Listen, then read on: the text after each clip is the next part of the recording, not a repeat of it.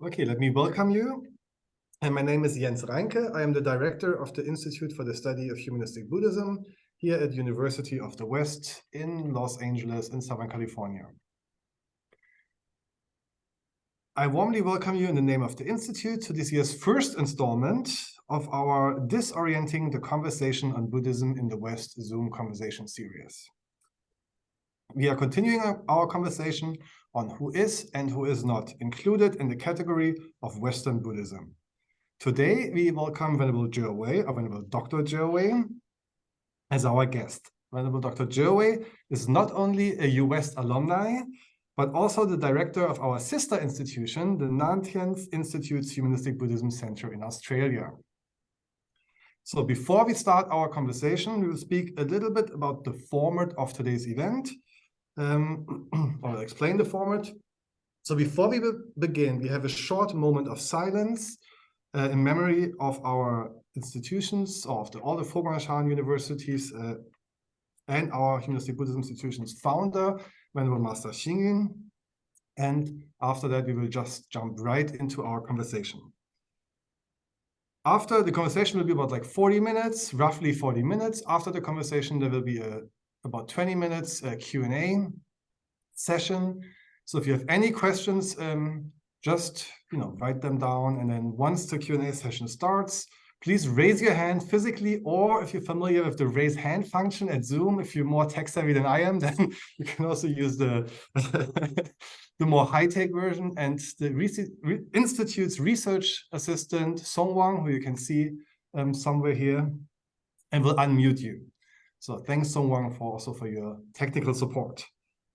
Okay, so before we begin now, let us have a short moment of silence.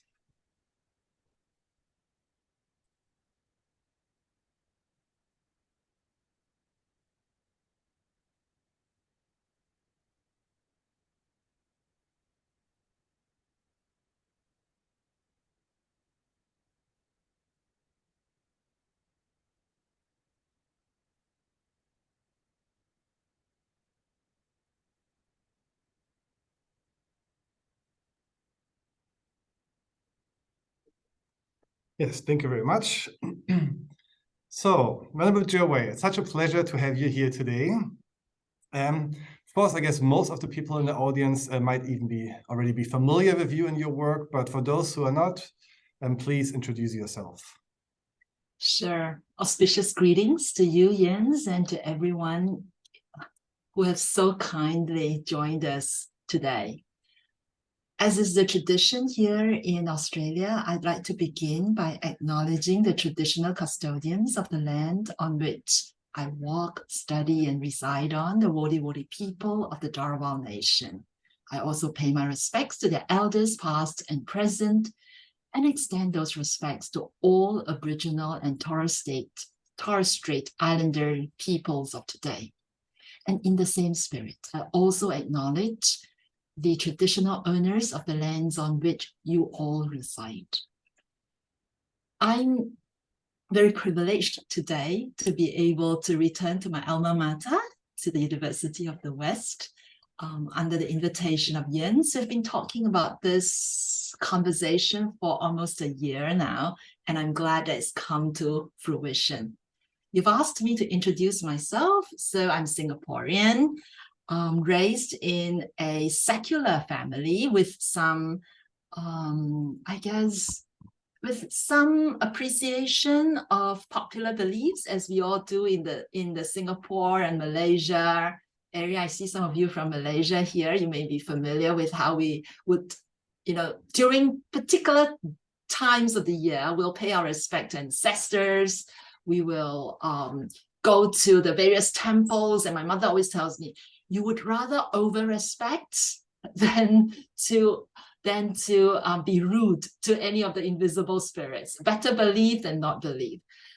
And with that, I guess I started my education first in Singapore and then on to America, to the UK, then to Taiwan and back to America. So I guess that's a kind of a very a very simple beginning, but with the auspices of the Singapore government, I was able to get a more global perspective of life. Thank you. I'm asking because, of course, the title of our series is Disorienting, the conversation about Buddhism in the West. And one part is, of course, what is the West, right? I mean, there is this idea, this common dichotomy still, which is, of course, a colonial dichotomy of the East and the West as like completely separate entities. And of course, there's not only going back to the colonial time, but it's also not really reflecting the realities of our lives today. I mean, as you just mentioned, your biography is 4 continental, right? My own is 3 tricontinental. And of course, Buddhism as a religion that originated in Asia and that has been brought to the US by rail workers, Chinese migrants in the 19th century, is in itself, a symbol of how these categories don't really work, or are not like completely separate entities. But of course, Singapore, as you as a Singaporean, right, Singapore is neatly located in Asia, but compared to Beijing or Taiwan or Seoul, of course, it's a city that has a very strong Western or American or British influence or Anglophone influence. So maybe can you talk a little bit more about the role of Buddhism or how you experience Buddhism in Singapore? Yeah, quite interesting, isn't it? The world today is really about flows rather than fixed categories. And I believe that's what Buddhism teaches us, that I am not a noun, but a verb. So you're always in the making. And the flows is, even if I don't travel, ideas travel. Or people around me have traveled. And therefore, most of us are open to influences across various continents. I have the benefit of being in, I think, 4 continents now, from being born in Asia, going to America, going to Europe, and now in Oceania. So this has enabled me to really appreciate the truth of Buddhism. Maybe I'll just share a little about how I came into Buddhism. Definitely not through family, but through books and talks. When I was doing my undergraduate degree in University of Michigan at Ann Arbor in the US, I had the privilege of being in a liberal arts undergraduate program. And liberal arts means that I get to choose many different types of courses. And being who I am, I did the least in my major, which was computer science and engineering, so the least possible to get through. And then I started taking courses in anthropology, botany, and everything else. So one of the courses that I took was in philosophy, and East Asian philosophy, and I had an opportunity to know a little bit about Buddhism through texts.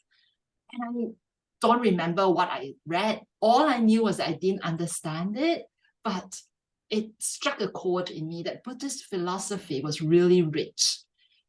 And then after that, I returned to Singapore to work. And one of the things I did was going, in Singapore, we don't always cook at home. So we got out to what we call hawker centers to eat.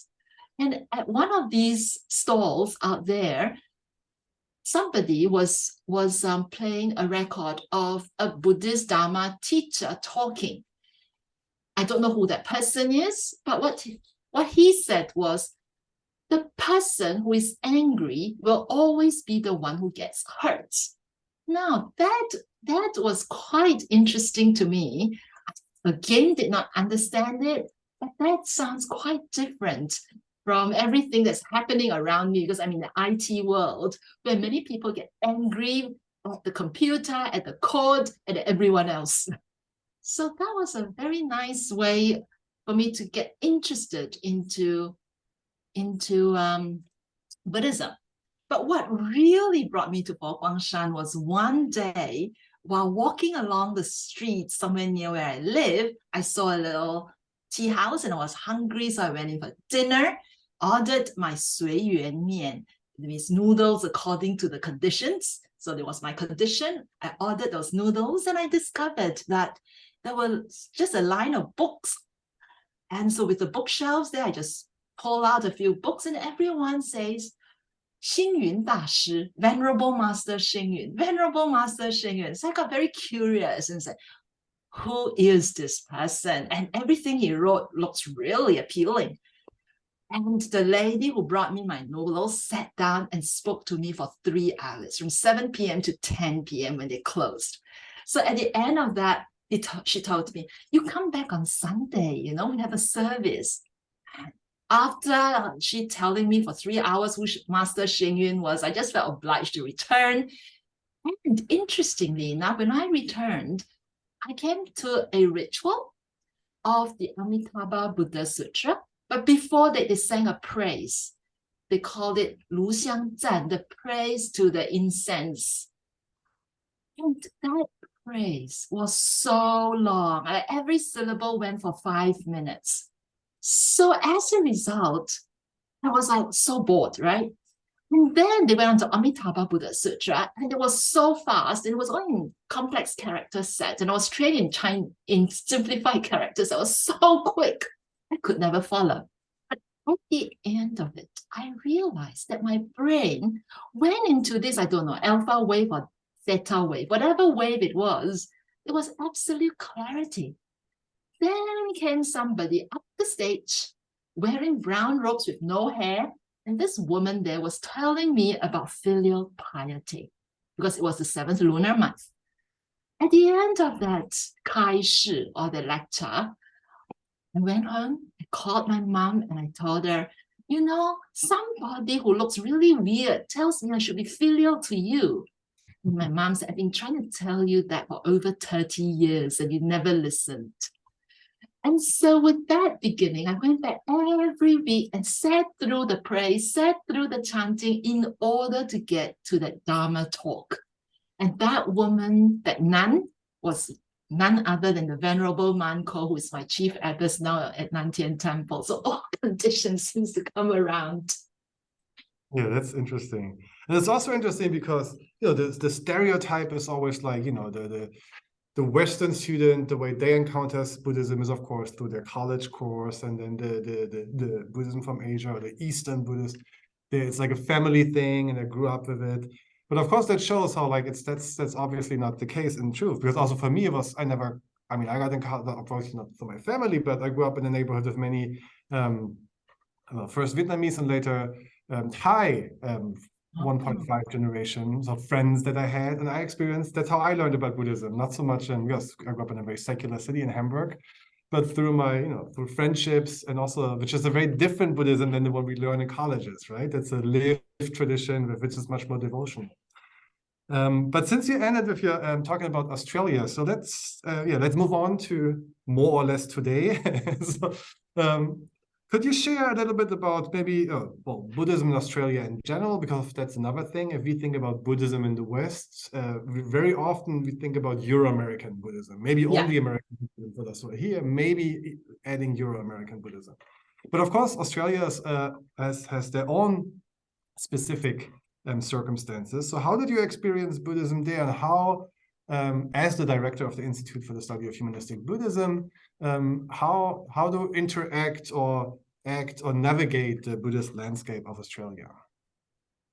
Yeah, this is really a good reflective question for me. I've been here now just over 10 years. I don't know how time flies. I've graduated from US for just over 10 years now. And I noticed that the Buddhism here is quite different from Buddhism in America. Even though we may all call ourselves Buddhism in the West, but we're not developing a new term for ourselves. We are calling ourselves Buddhism south of the West. So really towards the south. And we have a benefit, the benefit of being closer to Asia. So as a result, I see that the Buddhism here has a very strong ethnic flavor, very diverse.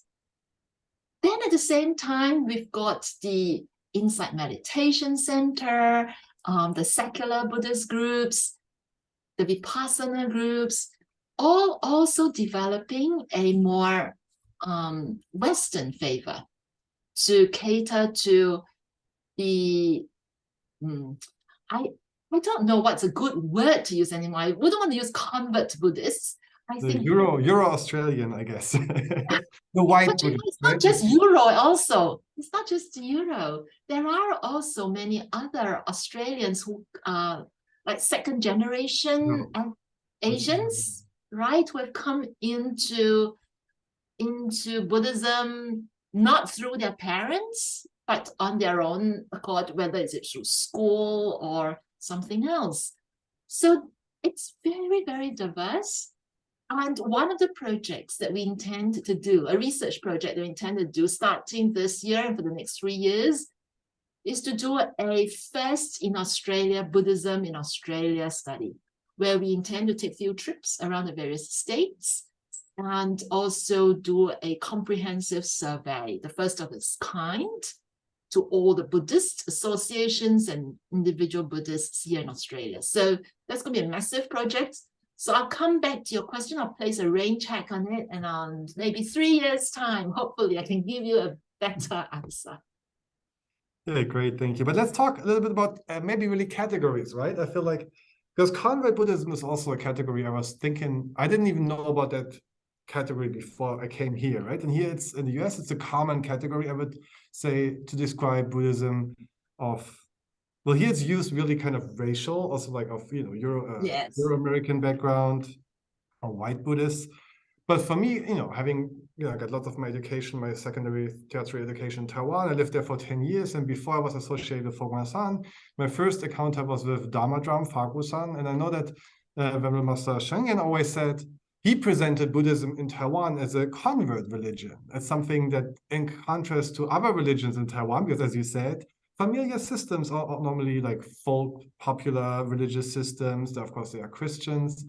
So when I encountered the word convert Buddhism in Chinese, of course, it had a completely different meaning than what it means in, like, you know, Euro-American, Australian, Anglophone context. So yeah, that's so how do you work with those categories as someone who is in Australia, who is very you know, interacts with all Buddhists of all kinds of traditions? I think that's part of both of our jobs, right? We are in these institutes which are reaching out into society, but also into wider Buddhist world. So how do you work with those categories? I try not to categorize. I think what I've learned from Buddhism is to allow fluidity. So, for example, I think here we teach applied Buddhist studies, we teach humanistic Buddhism, and in there we look at, oh, okay, so in this, I guess in the academic world, we like to say this is humanistic Buddhist, this is engaged Buddhist. This is how you will define modern Buddhism, for example. And this is ethnic, this is convert. But I feel that when students come to class, they come with such uniqueness, but also so much similarities, that what we do in the class is to facilitate that discussion of I feel it's very much related to awesomeness. You know, it's just the awe of knowing, the beauty of knowing how what we practice, someone else in Bhutan, for example, practices as well. But at the same time, there is a little difference in terms of our emphasis. It's just beautiful, just knowing that difference. And then we look at some of the Australian, as in Caucasian Australian, and what they may find interesting might be, to some is philosophy, but not all. Some are really drawn into the rituals and they love to hear the Chinese chanting. So I find it so unreal to put a category and say, this is who you are and that's it. Yeah, that's, of course, that really also reflects, yeah, that's the problems of doing academia, right? You need categories, but of course they're fluid and they also, they always have to be constantly problematized and questioned. So, but you were talking about Buddhist cultivation practices, and we are coming to that in a moment. I want to ask you one other question before. And because we're both directors of these institutes, yes, so of course related in the same system, and universities who belong to the same system, the Fogwan University system. And there, of course, I think there's a group of institutes for humanistic Buddhism. There's one in, of course, Hong Kong. Of course, there's at the Root Mountain in Taiwan, the Umbrella Institute. Of course, then there's Manila. in the Philippines, there is Malaysia. I think there's a new one also in Shanghai. But the two of us are those who work in English language spaces, right? So let's put it that way. And so there are some similarities where we have that kind of differentiate us from the others. Of course, Philippines might also be more of an English language space. And every institute has their own, their own profile, right? We all have similarities, but we also have our differences. And for example, us, what we do are very much engaged in, which is based on my profile, in Chinese Buddhism research, right? We do many activities or research activities, or really focusing on Chinese Mahayana, especially modern contemporary, big focus on Asia. We have working groups here, we invite scholars. And of course, you're also very much involved in scholarly work, but you're also, and I think that's really your strength in the overall Fogwangshan system, you're very much in contact with the broader Buddhist world and Buddhist scholars or scholar practitioners from other traditions. And you have obviously a symposium 2 years ago, which was a great success, where you really connect with people who are like, outside of the Chinese Buddhist system, right? Like a little and beyond. So do you want to share a little bit about your work of your institute and what you do and how it came to be the way it is today? Sure. Well, thank you, Jens. I know that we'll have more collaboration as we move along, and we are starting to do so now. I think what you're describing is Mahayana Buddhism, right? We try to have as many affinities as possible. I think the recent memorial service for the Venerable Master, where we see over 50,000 people go to Fogwangshan under such short notice, and that solemn and grand ceremony just reflects on his ability to make such positive affinities worldwide. And I guess we are that, both of us, we represent a little small corner of that global network of affinities. So our Humanistic Buddhism Center here at the Tien Institute, we run a annual journal on the studies on humanistic Buddhism. So that's an opportunity for us to both translate as well as publish original humanistic Buddhism related articles. And we take humanistic Buddhism in its more general definitions on engaged Buddhism. We have Sally King's article, for example, and anything that's beyond Fogwangshan as well. So, and that serves as a journal for students of humanistic Buddhism around the world. I must say, our website. From our website, we find that we've got access from many corners around the earth.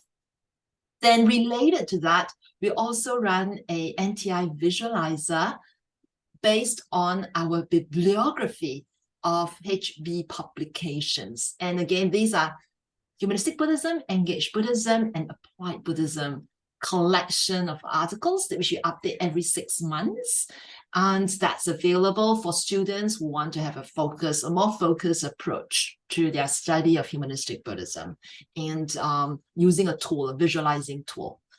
I told you about Buddhism in Australia project that's to start, but actually a predecessor of it is the Buddhism in the Sea of Islands, where we have a webinar series and a network, a Pacific network of scholars from around the world coming together to look at Buddhism in Australia, New Zealand, and the Pacific Islands.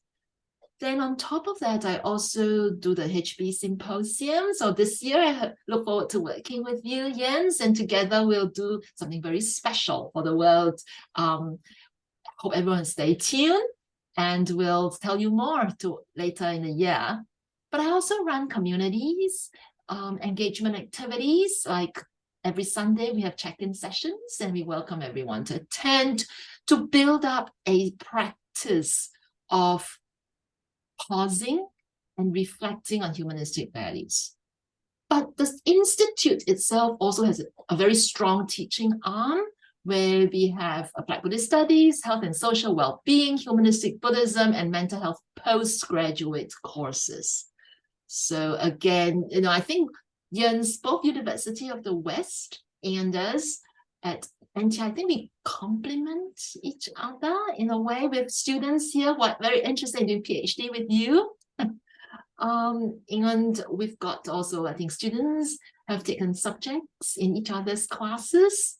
So I think there's lots of room for all our friends to flow between our institutes. Yes, indeed. We also, of course, we just got an application from a very promising student from your side for our PhD. Today's, of course, exchange on all levels, on the student level, of course, but also on the administrative and academic level. So, as you said, we're planning a big event for the fall, a global event. So everybody stay tuned. So we don't have much time left, around 13 minutes. So I want to go to the, well, not main topic, not the only topic, but an important topic of the afternoon, evening, morning, wherever you are in the world. And that is the whole issue of Buddhist cultivation. And we started our conversation series with Dr. Feng Xu, who really kind of set the ground by just talking about the exclusion of in terms of America, non-Asian, non-white Buddhists or Asian American Buddhists from the history of Buddhism in the West. And the big part is, of course, Buddhist practice, right? We have this idea here in America, but also in Europe, that Buddhism is meditation and nothing but meditation. And that is a very, very common assumption. And of course, then during our last installment with Venerable Miaoguang, we talked a little bit about chanting, right? Because chanting is a very, very important Buddhist practice historically, and chanting also in the context of communal chanting or ritual or Fa Hui or Dharma assemblies, which are a very important part of the Chinese tradition. But even in Theravada traditions, chanting takes a part, and in other Mahayana traditions, of course. So today, we want to talk about one other, also even more overlooked practice than chanting, which is as long as Buddhism itself, or as old as Buddhism itself, and it's a very important part of your own practice. So, which is, of course, prostrations. Do you want to share a little bit about your take or view on the issue? Yes, I'll just give a little background about how I come to prostrations. I went to the Buddhist college in Taiwan, the Foguangshan Buddhist College, and I felt rather deaf and dumb because my Chinese at the time was very rusty. And what I was good at, which was namely English and computer skills, counted for nothing in the college. So during an assembly of students, I only understood one thing that the chancellor said. She said, the more degrees and diplomas you have, the more you have to go prostrate before the Buddhas and Bodhisattvas. And since then, I felt that she was talking to me. And so I had to start my daily prostration practice. Usually when others are taking their afternoon naps, I'll be prostrating before the Buddhas and Bodhisattvas. Now, that I think is quite interesting because it's, well, first of all, prostrations. I felt like it can't go wrong because, every Dharma service that I attend starts with prostrations. And people have done so for centuries, so it has stood the test of time. And second, I thought, well, in the worst case, it's good exercise while we can still prostrate. So I went for it. And I didn't realize I went for it for over 20 years now. Since then was year 2000 and now 2023. I'm still prostrating on a daily basis. I've taken the practice from Taiwan to America to Australia. Even when I travel, I will carry along an image of the Buddha and start my morning with prostrations. And I would say that my realizations at this stage, Jens, is fourfold. So I'll put it into 4 phases. So first, in the first phase, to me, it was like a bargain or a negotiation with the Buddha, hoping for something that I can't do, right? So for example, I went to pray before the Guan Yin Bodhisattva, Avalokiteshvara, to make my path to Sanghahood smooth, in spite of my attachments from and to my parents. I just say, okay, Bodhisattva, if you think I should be a Buddhist nun, make it easy for me. So that was my first part of my negotiation. And then after I went to America, before I have to fly to Tien, let me tell you, I couldn't find my passport. So I haven't used my passport for so long. So there I was very desperate. So I went to the front shrine in Shilai Temple and I prayed to the Guan Yin Bodhisattva, please, if I'm supposed to go to Australia, find me my passport. And it happened. It appeared. So I realized that the universe can help us if we just ask. So that was it, my first phase. my negotiation phase. Second phase, I realized that it's a phase of it's a humbling experience and a humbling practice. And that started at Yilan, where Fo Guang University was, where I studied. We were like right on top, so very high up. So we looked down on a very flat plane. And one day I was in the room and I walked in and it was completely dark. And before I switched on the lights, I looked out the glass window and I saw this beautiful array of silver and gold, all the street lights, so beautiful. And I turned on the light as my usual action, and then I couldn't see the lights very well anymore. And I realized that in order to see the beauty out there, I have to turn off the lights inside of me. And so I see prostrations as my tenderizer, beating out all those hardness inside me so that I can be gentler and appreciate the beauty out there. It's sort of like releasing to a bigger force, to the force of the Buddhas and the Bodhisattvas.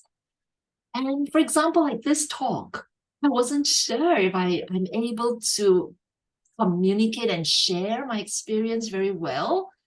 So I just prostrated to the Buddhas and Bodhisattvas this morning and say, well, invisible hand, help me as we go along.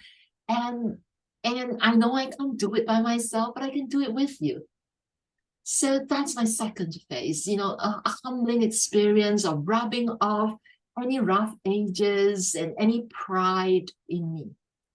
Third phase that I started moving into is to see prostrations as a way of sculpting me into something more meaningful for the community.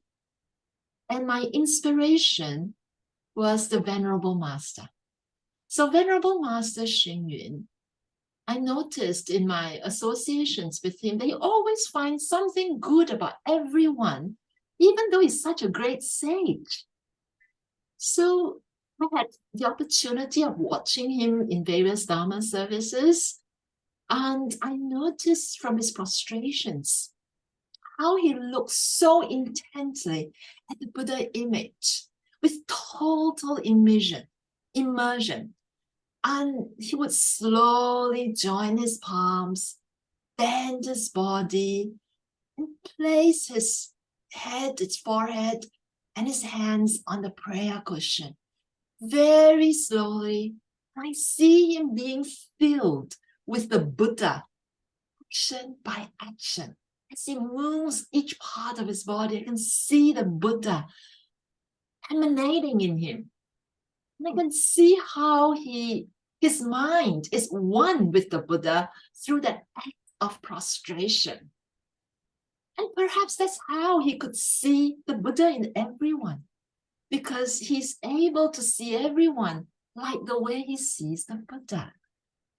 So he tells us to say boldly and proudly, I am Buddha. And I can see how he can say that just from his act of being one with the Buddha, through that act of humility and through that act of kindness, respect, and association. Then it occurred to me that my name, Juewei, is awakening to the jade or the preciousness in everyone and everything around me. So prostrations is really, should be, and is really a part of my practice. So finally, I think is a state whereby of what I would call the awe of wordlessness, spacelessness, and timelessness. I'm not there yet, but I can see that in the Venerable Master. And I can see how, if I were to lean into acknowledging the invisible and connecting with forces larger than my small self, I can awaken to the mystery of what's out there and what every Buddhist sutra tells me is also inside of me. But we need to shift our consciousness. And how can that take place in my everyday busyness? Unless I take the time out to prostrate, through through this embodiment of humility and embodiment of respect. And perhaps this shift of consciousness can help us to save the world by even doing just less harm when we know of a bigger power. And entering this state of wordlessness, spacelessness, and timelessness that even ChatGPT and other generative AI software cannot get to. So if we can shift our consciousness to transcend this post-truth world, wouldn't that be beautiful? And I think I'm just, as a result, being more mindful of every detail in the present, something that the master has demonstrated that it can be done. I just feel that this 4 phases of starting with bargaining and then of removing the bad habits and the not so nice part of me, finally sculpting myself after I remove all the rough edges to sculpt myself to be something more meaningful for others, and then be able to embrace this awe of wishlessness, wordlessness, spacelessness, and timelessness. Yes, this has been my journey. Yeah, because as you say, it is really an embodied practice also, right? It's not Very very often, if you only think of Buddhism as meditation, that speaks, it's very in the head. Even though it's of course getting, letting loose of your mind, but it's through your mind in a way, right? To concentration. But chanting, prostration, there's other practices who really integrate or make this meditation a physical and embodied process, which is, if we ignore those practices, we ignore, as you say, also like a great, an important tool, right? To reach or go through these phases and stages. It's kind of like Buddhist yoga, as we jokingly said before. That's right. That's right. I think that there must be a reason why it has survived these times, centuries of practice, but yet so understudied. Yes, it's completely understudied, unfortunately, even more so than chanting. But before we go to the Q&A and end our conversation, I have one last question for you. And of course, we all experienced a time of great loss and sorrow, but recently. So how do you see the future of the Foguangshan University and education system? What are the big challenges, but also opportunities you see coming up in these, for the next 5-10 years, since we're both part of that system, and every change is not just an ending, but of course also a new beginning, right? So how do you reflect on those issues? Jens, the one thing good about the late Venerable Master is I think he's a visionary. He has already left behind his wishes. So he has said that for the next 50 years, Foguangshan has to focus on a few things, of which education is there. So education, art, sports, music, etc. So education is key. And we have set up the basis for how we can continue. I believe that the master's goal is for a better world. And there's no better time than now when we are really questioning, what does it mean to be human? So I believe that the kind of conversations, for example, here in Tien Institute, our focus on contemplative and critical thinking, this kind of pedagogy is really going to be very helpful for us to review what it means to be human. So I think together can develop programs that will be of great service to the world, by looking at how we can embrace technology, not to say, disown it, embrace it, but at the same time, allow it to speak to us in a more humanistic fashion. I think humanistic Buddhism, as the masters say, is the answer of the 21st century. Yeah, great, thanks. Then we're going to close soon. Thanks again to you, Venerable Juewei. And before I do my little 2 or 3 sentences and announce the next big talk, I think there's something you want to share with us before we leave. Sure. Thank you for giving me the time, Jens. I thought that before we end, I'd like to dedicate the merits of today's talk. And I think that at a time like this, I like to wish for auspiciousness for everyone. And I know that our late Venerable Master wants everyone to have boundless auspiciousness. So I'd like to dedicate the merits of this dialogue to everyone listening in and to those who are not listening in as well, with the Mahamangala Sutta, 佛说吉祥经. The excerpt that I will read is taken from the version that's available on BuddhaNet. So here it goes. Thus have I heard. On one occasion, the Exalted One was dwelling at the Anathapindika's monastery in Jettis Grove. Now, when the night was far spent, a certain deity whose surpassing splendor illuminated the entire Jetta Grove. He came to the presence of the Exalted One and, drawing near, respectfully saluted him and stood at one side. Standing thus, he addressed the Exalted One in verse. Many deities and men, yearning after good, have pondered on blessings. Pray, tell me the greatest blessing. So I'm going to skip the beginning of the Buddha's response and jump to the last bits of advice from the Buddha. And here's what the Buddha said. To be respectful, humble, contented, and grateful, and to listen to the Dharma on due occasions. This is the greatest blessing. To be patient and obedient, to associate with monks and to have religious discussions on due occasions. This is the greatest blessing. Self-restraint, a holy and chaste life, the perception of the noble truths and the realization of Nibbana. This is the greatest blessing. A mind unruffled by the vagaries of fortune, from sorrow freed, from defilements cleansed, from fear liberated. This is the greatest blessing. Those who thus abide ever remain invincible, in happiness established. These are the greatest blessings. I would like to carry this message of peace and healing to my friends in the University of the West, in America, and around the world. May we all find ways to feel safe and offer safety to other beings as well. Thank you. Well, thank you so much, Venerable Juewei. It was really a pleasure to have you here. Thanks to everybody else for attending today's event. And as usual, I want to express my gratitude to University of the West, to Xilai Temple, Fo Guangshan, and of course, our graduate research assistant, Song Wang. Without him, it wouldn't be possible to run today's event.